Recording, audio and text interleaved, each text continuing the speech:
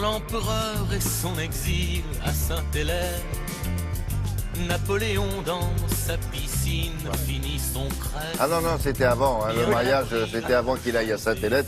Mais lequel, vous me direz? Oui, c'est vrai, lequel? Avec Joséphine? Ben non, justement. C'est pas avec Joséphine. Non. Il a répudie, comment ça se passe? Oui, enfin, il lui annonce avec beaucoup de... Il prend des pincettes, hein, parce que c'est il bien. il est très embêté. C'est oui. arrivé par la suite que ça se fasse rapidement. Oui, qu'on- oui. qu'on Mais ceci répudie dit, là, il faut aller vite quand même, mais voilà, il fait attention, il lui parle de divorce, en fait. Et on va plutôt parler de nullité de mariage, pour éviter... Il était marié avec Joséphine. Alors, de Bordeaux. oui, ils étaient mariés en 1793, mais voilà, le problème, c'est que lui, il est persuadé qu'il n'a pas été marié religieusement. Il a été marié civilement, évidemment, mais pas religieusement. Mais alors, oui ou non?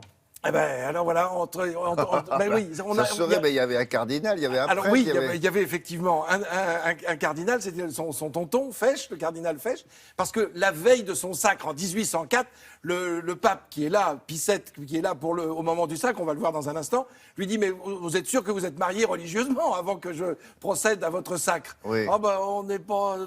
non, comment non, ça n'a pas été fait. Il n'y a pas un document. Non, il n'y avait rien à ce moment-là. Alors le pape dit, si vous n'êtes pas marié religieusement là, ce soir, demain, je ne vais pas à la cathédrale pour vous sacrer. On était donc en 1804. Et du coup, voilà, on fait appel à Fesch, puisque c'est l'évêque de la famille. Donc c'est lui qui va intervenir, qui va agir, qui va les marier religieusement. Joséphine. Oui, Joséphine et Napoléon. Seulement, il n'y avait pas le curé de la paroisse. Or, c'est nécessaire, c'est, si j'ose dire, légal. Il faut que le curé de la paroisse en Mais question quelle soit paroisse? présent. Eh ben, la paroisse des Tuileries, qui bon en tout cas est aux Tuileries. Alors voilà pourquoi on tergiverse. Finalement, le mariage est annulé.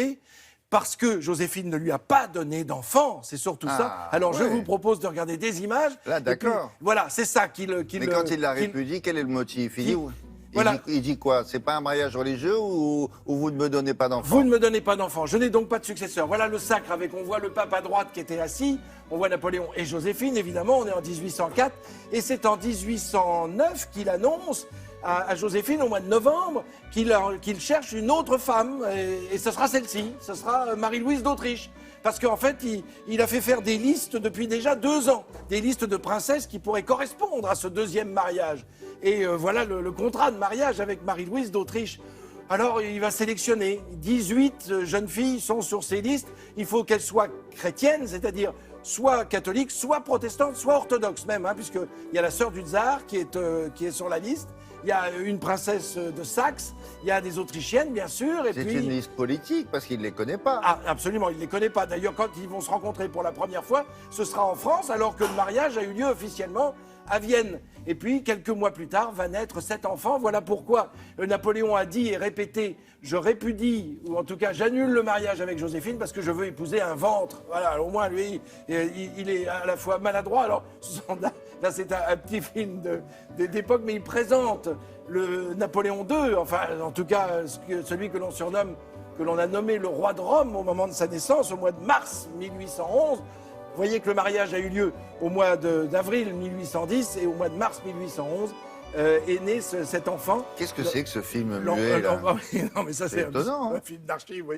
Mais alors, ce qui est quand même surprenant, c'est que Napoléon avait eu de son côté 2 fils et que Joséphine avait eu un fils et une fille de son côté, avec son premier mariage. Donc, ils n'étaient pas stériles, ni l'un ni l'autre. Ils avaient eu des enfants chacun de leur côté. Mais ensemble, n'avaient jamais pu avoir ni de fille ni de fils. D'où ce remariage avec Marie-Louise.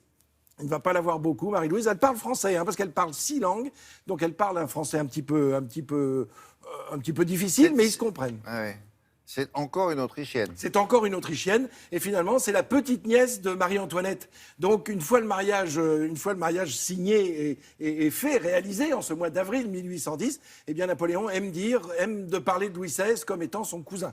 Et comme étant son grand-oncle, son cousin. Enfin, bon, ça lui permet de se rallier à la famille royale française qui était son Oui, son, maintenant son qu'il est rêve. empereur, en plus. Absolument. Donc, il avait eu 2 fils auparavant. Qui? Napoléon? Napoléon, dont... Avec qui?